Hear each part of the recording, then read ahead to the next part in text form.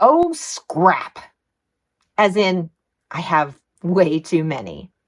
Hello, my quilty friends. I'm Stacy of Stacy Creates Stuff, and today we are going to talk about scraps. If you have been quilting more than one project, you have scraps. Now, I know that there are those of you out there who, like, scrap quilting is your thing. You will find a way to use every tiny little piece, and I think that is amazing. However, I make about anywhere from 2 to 4 quilts a month, and that's a lot of scraps. I can't keep up, and I certainly can't keep all the teeny tiny little pieces, but I do want to do something with them because some of my scraps are sizable, not sizable enough to make a whole other quilt with those, but sizable enough that I can mix and match them together to make something. I also thought it would be fun to at some point make a scrap quilt that included all the fabric of the quilts that I made that year, a sort of memory quilt of the quilt projects that I made. And I started that project with some English paper piecing, and I didn't get very far, and I don't think I'm going to. So I thought it would be a better idea to find a project where I can cut scraps to certain sizes and then make a project with them as I go. Making blocks along the way would be kind of fun to do. Now, the question is, what size pieces and what block do I want to make from all these scraps? And that's when I remembered I own an AccuCut GO. I've actually had this machine for a long time. I think I got it when they first came out. And then I didn't know what I did with the dies. I mean, certainly if I was going to buy the machine, I bought some dies. Couldn't find them. So a few months ago, I decided it was time to purchase one of the cube sets. And so I did. I got the 6-inch block set. And that's what I'm going to work on. So I'm going to figure out what block I can make with my scraps. This video is not sponsored by AccuCut. I purchased all of the dies and the machine myself. So this is the AccuCut GO opened up, and there are a set of dies, and like I said, I have the 6-inch block cube, so there are 8 different dies, and it comes with a cutting mat. It also comes with a pattern book. The cutting mat was in here as well. So there's a whole bunch of block patterns. There's also, I believe, some online videos that you can watch. And then there are 2 folders. It's so beautifully put together. And each folder has 4 dies in it. And they all work together to make various blocks. And each die also came with a pattern. So there are tons of patterns. So I am going to start with die number 1. And on the 6-inch block, this will make a 3-inch finished square. So it's a 3.5-inch square currently. And 4 of those together will make a 6-inch block. So I have some fairly decent sized scraps. These happen to all be Tilda scraps, so I have pressed them, and they are in strips of about the same, more or less the same width. So I'm just going to layer several of those together. I'm not really sure how many layers of fabric I can cut at once, but let's try 4. See how that goes. So I'm going to put the die over here. I am going to align my fabric not with the die itself, but you'll notice that the square is just a little off kilter, and I'm going to follow that more for the alignment. So once I have my fabric on there, and then I'm going to put my mat on top. And then I just turn the crank.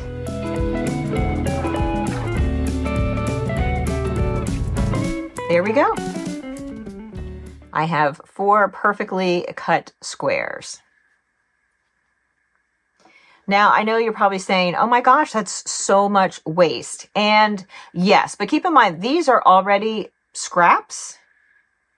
And so they were just going to end up in one of my bins and probably not really get used. I could slide this over so that I get a little bit wider area over here, and maybe I would use that for some sort of crumb thing that I will probably never do, but I'll be hopeful about.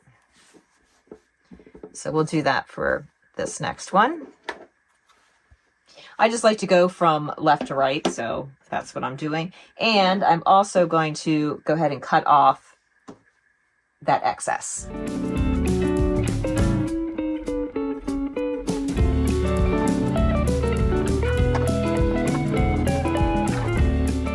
There's a little piece that's not cutting. We'll just snip that.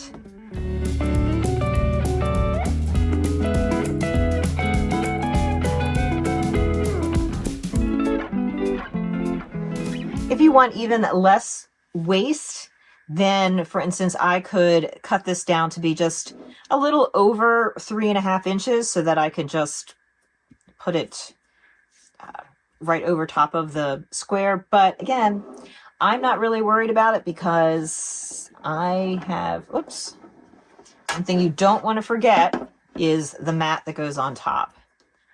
And you can use either side of the mat. As a matter of fact, they recommend that you flip it back and forth. Now I'm just going to make as many of these as I can get out of these strips. This particular line of fabric is Tilda's Sanctuary collection. And I think these scraps came from when I made Tilda pumpkins last year. She has a free pattern for pumpkins on her website. But I also used this collection recently for a cozy stripe quilt. And that is a quilt that you can make in a very little stretch of time. And I have a video about it. I will link that in the description below as well. So it doesn't look like I have enough now to make another square, but that's okay. I'm going to set those aside. I do have a couple of other fabrics, 3 to be exact. So let's cut as many squares as we can from these fabrics.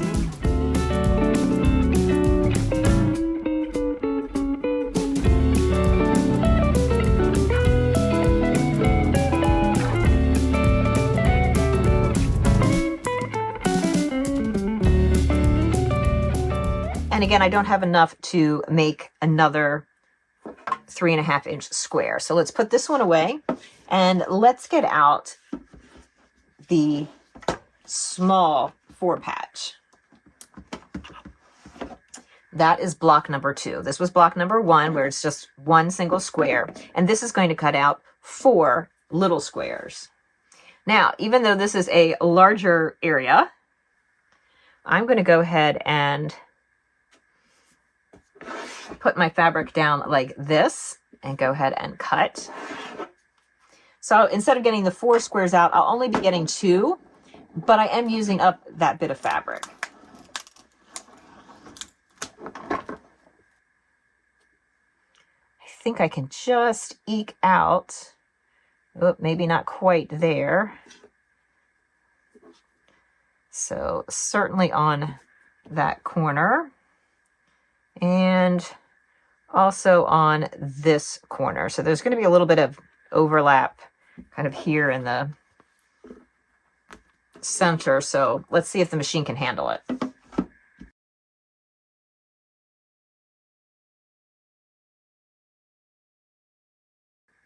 So it did. It didn't have any problems going over, I think that was 6 layers of fabric where they overlapped.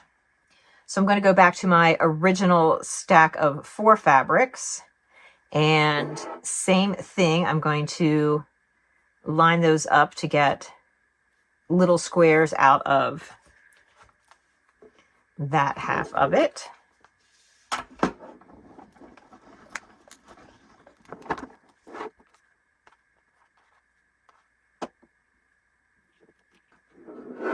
All right, let's see if it can handle all of this.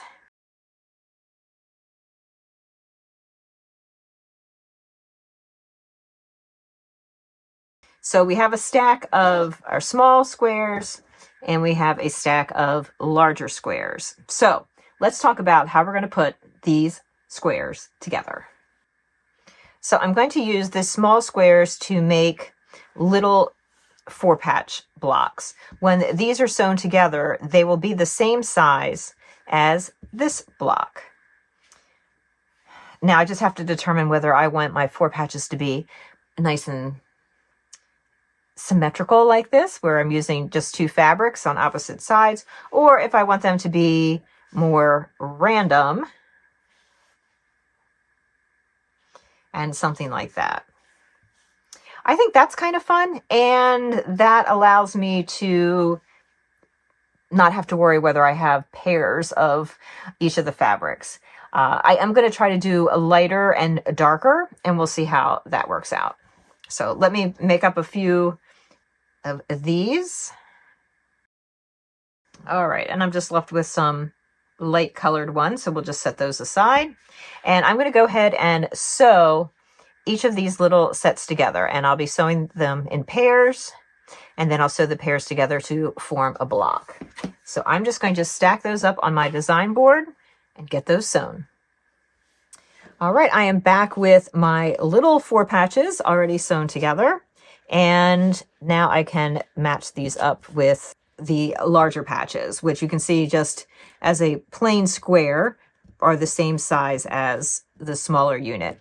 And as I was sewing these, of course, 4 of these together would be a 4 patch, and that looks cute. I believe there's a name for this particular block.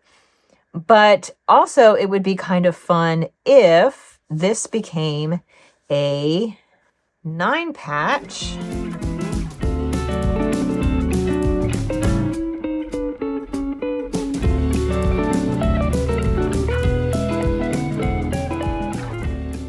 And it went something like that.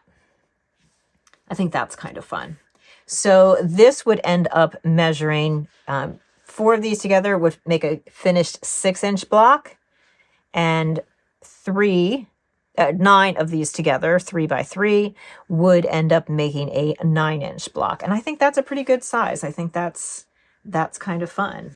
These blocks were really fun to make. And I like this sort of, not really monochromatic, but more or less monochromatic look of the block. So I think I will continue in that manner as I go through my scraps. I made 2 more squares and have decided that I'm going to make this quilt with just Tilda fabric. So I have lots of Tilda scraps, and I will be incorporating them into the quilt. This is not the layout, the final layout that the blocks will be in, but I've made 4. I wanted to kind of put them together, see how it's going. So there you have it, my friends. My journey with scraps begins, and we'll see how I progress on this project. I don't want to make it a main focus. It's going to be one of those things that I work on whenever I have a little bit of time. So hold me accountable. How long will it take me to make this scrap quilt? And what other scrap quilts might I have in the future? Until next time, my friends, why not check out this?